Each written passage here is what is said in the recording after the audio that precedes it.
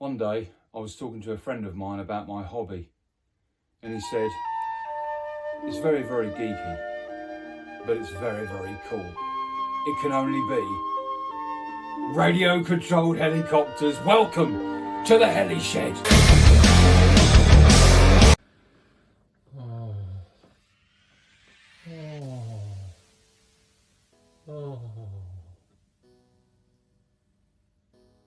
Welcome, legends. In this episode, we are taking this beauty out to the field. We're going to give it an electronic check, and we're going to give it a once over, and we're going to get this beauty up in the air. Now, you've been on this journey with me every step of the way.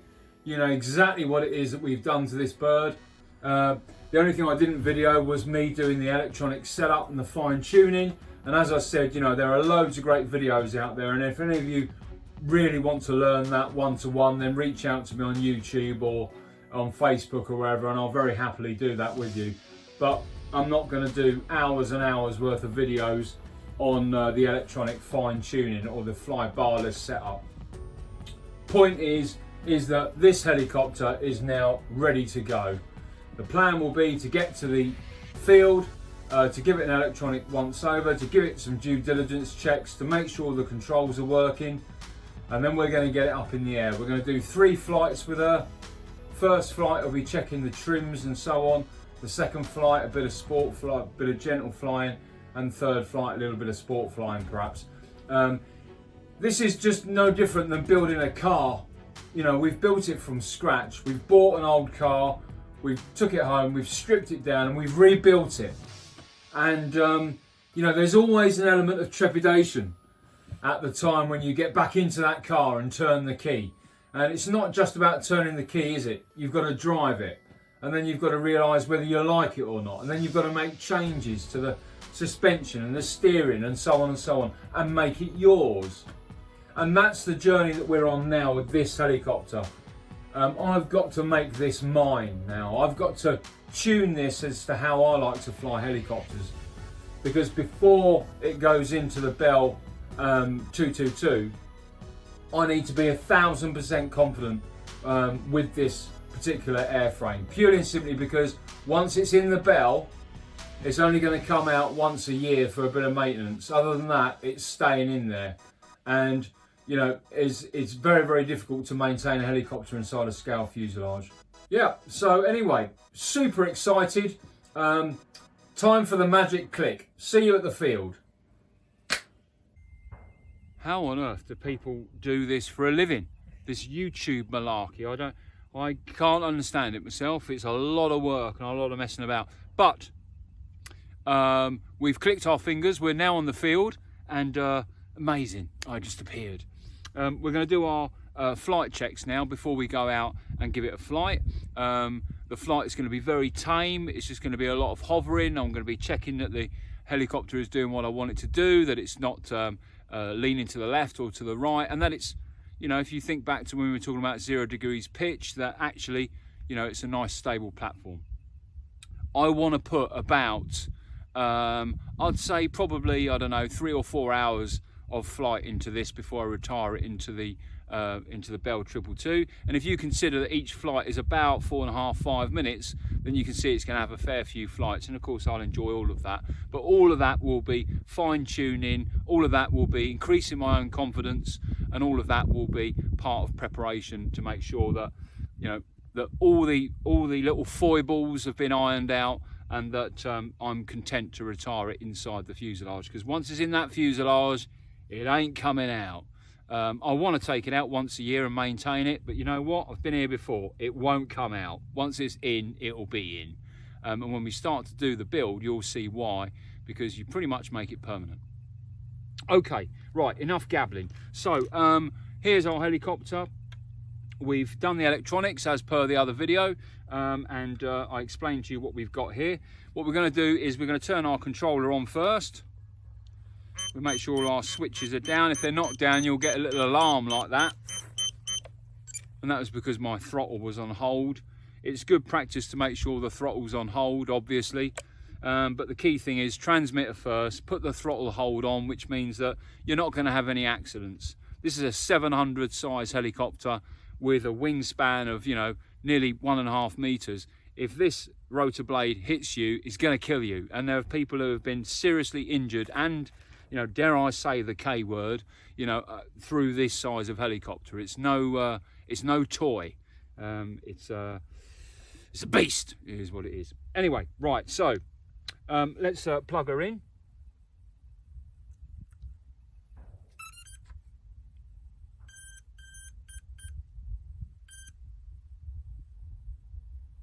And what we've heard there is we've heard the electronic speed controller talk to me and tell me that, yes, I'm alive, I'm awake, and I can tell that you've got a certain type of battery installed that I'm drawing power off.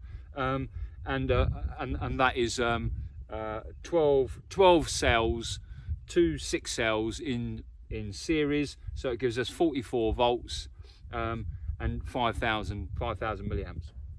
That's the helicopter ready to go, essentially. The receiver is telling me that it's receiving by the orange light. I've got an orange light at the back here and the satellite. The ESC has told me that it's ready to go. And if I look over to the fly barless unit, sure enough, it's done all of its checks and balances, and it's basically telling me, stop waffling and get me in the air. I want to fly. Before we do, though, we always do a basic check, and we check that our swash plate, remember, everyone needs a good swash plate in their life, but the swash plate is moving as we would expect, that the swash plate is moving up and down as I move up and down the controls. Yeah, and I'm happy with that. And there are other checks that we can do. The rudder is fine. We can do a distance check now, which we won't do on the video, but we can do a distance check where we, funnily enough, check the distance of the transmitter by the transmitter sending out a small amount of power, and you basically go out to 30 yards and you should still be able to communicate with the helicopter. And if you can't, then you've got something wrong with your battery and your transmitter or whatever. So that's it. We're ready to go. The Maiden Flight. You're not going to see any stick banging from me. You're not going to see any somersaults. You're not going to see anything beautiful that's out there on the tube of you. You're just going to see this up in the air, hopefully without it crashing. And look, I'll tell you now, if I do crash it, I'm going to put it on YouTube. I will still do it. You know, that's the nature of this hobby, is you never know. But it all rests on this. So I'm going to get my mate to film me. See you out there. Well, go on then.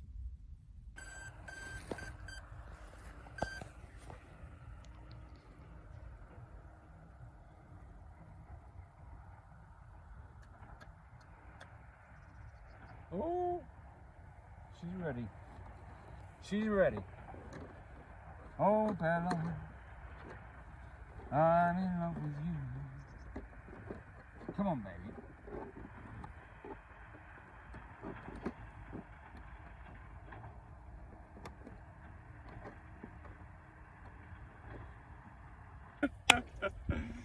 That's a nervous chuckle, right? Come on, baby.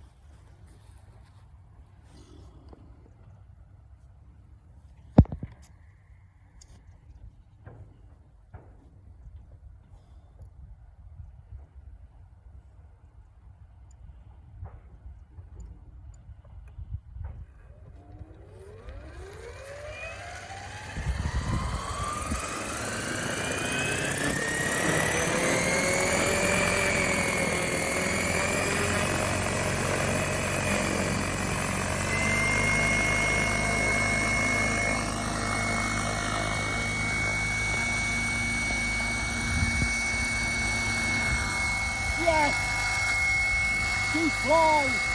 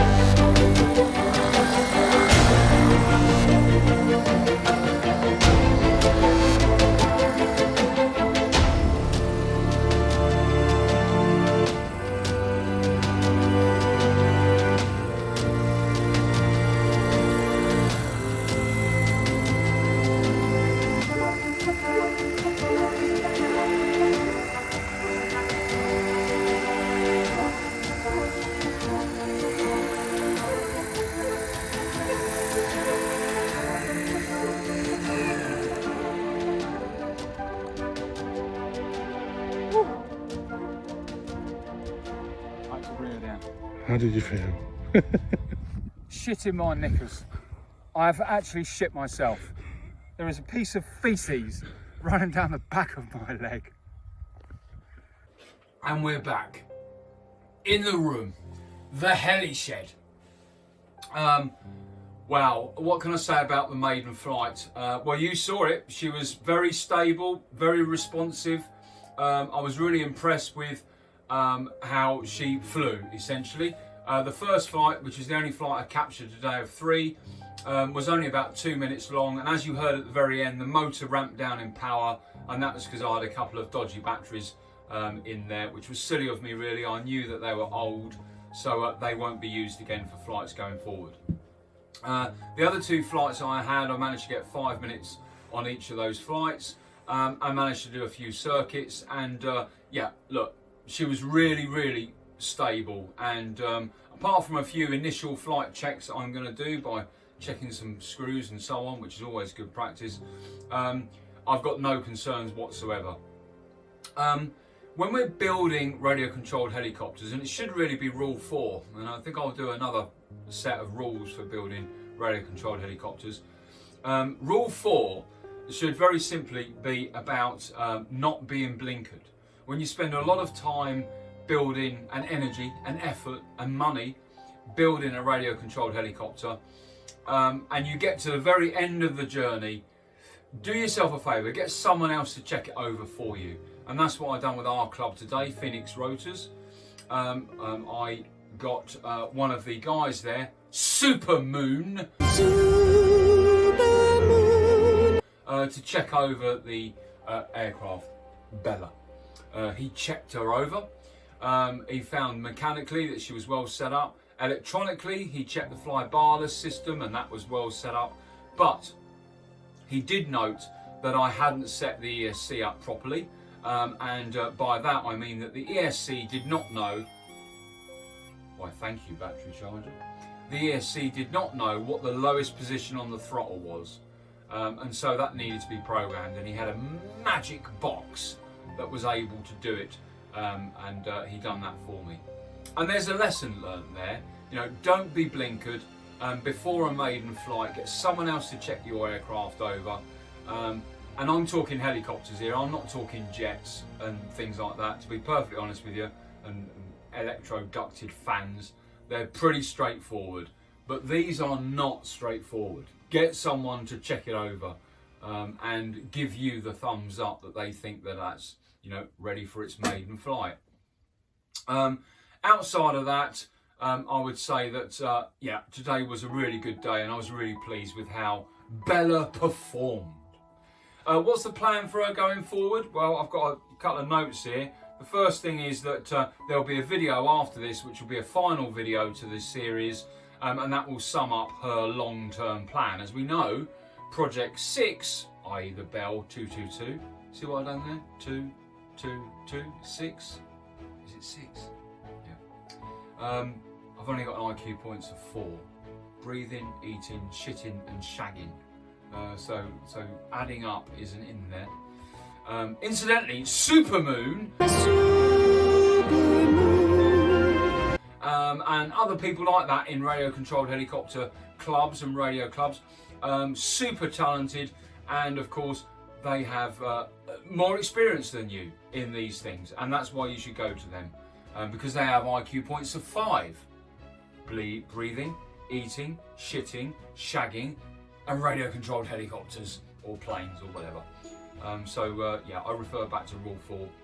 Don't not get them to check it over for you, because had he not have done that for me today, I would have had problems. But yeah, going forward, after this video will be a summary video closing this playlist off on what the plan is for her. We know that Project 6, this is the donor machine, and that's going to take the next year. Ironically, today on Facebook it came up, reminded me that 5 years ago was when I flew my Airwolf, my 500 Airwolf, and today was Bella's maiden flight. So I think it's only fitting that we ensure that on today, the 14th of August, that in a year's time, that Project 6 maiden flight is on that day. So that's what we're going to do. From now till then, of course, I'll open up another playlist for Project 6, which is building the Bell 222. And of course, over the next year, I will be flying Bella and Simba in the garden, but just building up the confidence again in order that once Project 6 launches in exactly a year's time today, that of course I'm as confident as I can be with regards to the donor mechanics, i.e. Bella. If you consider that every visit that I do, I get about 3 flights in, and each flight is about 5 minutes, that's about 15 minutes a visit. So I reckon about 30 flights, which will be about 150 minutes or 2.5 hours. I think I'll get more than that in over the next year, to be honest with you. But that is the aim, is to ensure that she has at least 2.5 hours. And I think that would be enough for me to do appropriate due diligence checks, get my confidence back to what it was previous to my radio controlled helicopter sabbatical of 3 years. Yeah, be ready to launch the Bell 222. So there you go, that concludes this video. Join me in the next one and the final one, where we then talk about Project 6 and how we're going to document that, because being honest, documentation of scale builds on the Tube of You is rubbish. It's just a photo montage and that's it. And in my view, that doesn't help anybody. And I can finally release some important news to you at the end of the video that summarises this entire playlist. And that is important news. For those of you who are radio controlled helicopter Heli-Heads, then it will be good news for you and this channel. Right, I think that's it. Is that it? That's it? Good. See you in the next one. Take care. Bye-bye.